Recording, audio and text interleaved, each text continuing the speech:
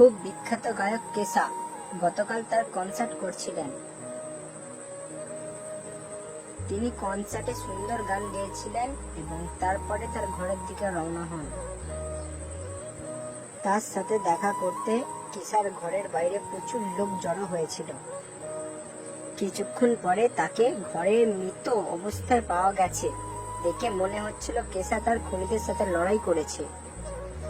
গোয়েন্দা মেহেলকে তার হত্যার তদন্তের জন্য ডাকা হয়েছিল।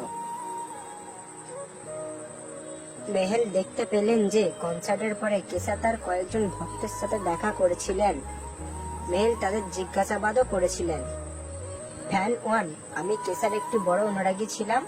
আমরা কিছুক্ষণের জন্য কথা বললাম, একটি সেলফি তুলছিলাম এবং তারপরেই আমি চলে গেলাম। ফ্যান 2, আমি তার অটোগ্রাফ নিতে এসেছি।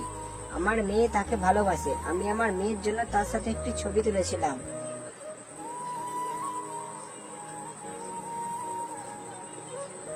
ফ্যান 3, আমি সবেমাত্র কেসার অটোগ্রাফ নিয়েছি, একটি সেলফি এবং তারপরেই আমি চলে গেলাম। এই তিনজনের